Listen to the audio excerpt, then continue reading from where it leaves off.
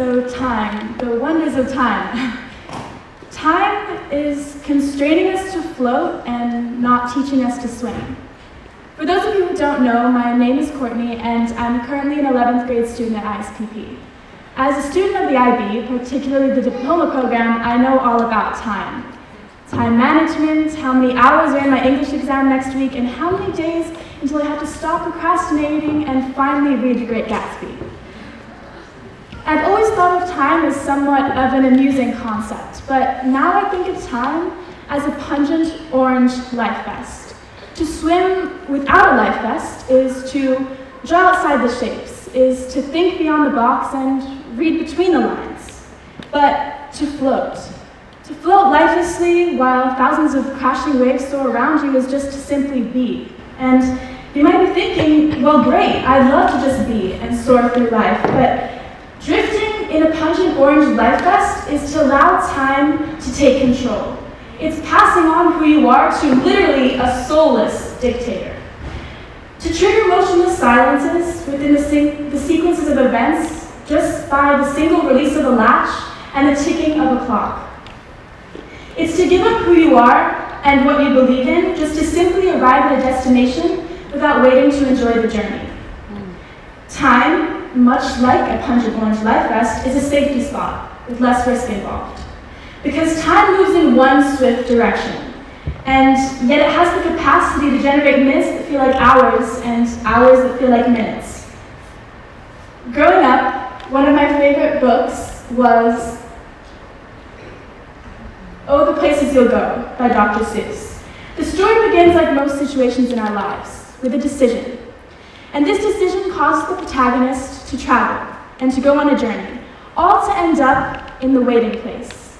The waiting place is an imaginary world created by Dr. Seuss where everyone is just simply waiting.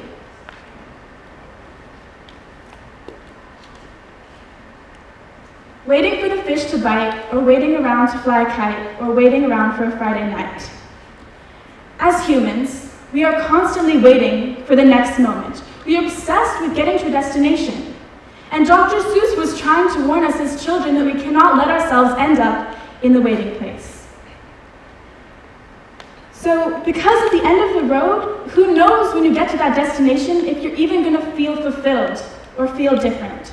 You might as well just end up again in a waiting place. And I'm not going to lie. Personally, I've always been a fan of drifting, just saying to myself, oh, just wait a few weeks, you'll be on winter vacation, and in a few more months, you'll be enjoying your blissful summer and recreating who you are for the dreaded school year that approaches. But after you reach those deadlines, you're back at square one, and once again, waiting for the next moment that awaits you. Instead of making the most out of the time that is presented to you. And the sad truth about time and about life is that your most treasured moments are snatched away from you within the blink of an eye. And those moments that you dread and despise the most are stretched so far like an elastic band until you finally reach a breaking point. In 1 minute, time feels as if you're traveling down a slippery ski slope, and in others traveling through sticky honey. So time. It controls 7 billion. Time controls when we are born and when we are banished from life by our death. Time narrates our life timeline from start to finish, each one of us living different beginnings, climaxes, and endings. Time dominates when we blow out our 5th birthday candles, and when we share our first kiss, and when exactly we apply for university, and just how long each moment feels like it lasts. So, after all, a romantic bike ride along starlit sidewalks could feel like hours when it's only been 13 minutes, and you could be standing on stage for what feels like hours when it's only been 3. So, we will never be able to control time. Like Rory Vaden said, time continues on whether we like it or not. But that doesn't mean you can sit back and let patterns form in front of your eyes without letting yourself enjoy the view.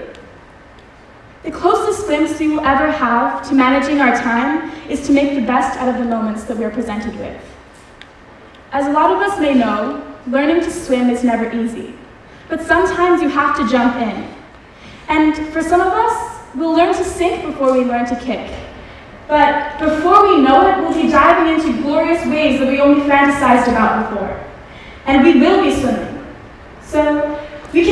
ourselves the power to sink or to swim, instead of handing off what we have to time. And even if we sink, at least we do know that we tried. So we were never brought upon this earth just to simply be. If our only purpose was to be, then we'd be robots, but we aren't. We're human. And we weren't made to be controlled. We were assembled by our own kind and created to strive. We weren't made to let time define us, but instead made to defy the odds that time has granted for us. So what now? What is time granted with us now?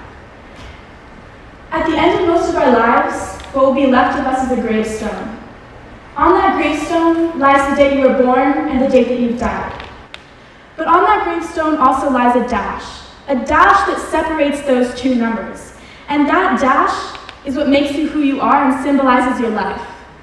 And to those who are strangers to you, staring at your gravestone, they might not realize what that dash means. They'll only see the numbers that are presented there. But as a generation and as the human race, we need to realize that there is a bigger glory in wearing an invisible crown, instead of one that is seen to all. So that dash, even though to a stranger may have no significance, with your eye, you know that it can symbolize what you've done with your life. So what do you want your dash to mean? And what do you want your dash to discover? And what stories do you want your dash to learn to tell? As a generation, I want us all to make a promise to ourselves and to each other to pass on a lesson to the generations that follow and remind ourselves to make our dash mean something. Let's learn to swim together.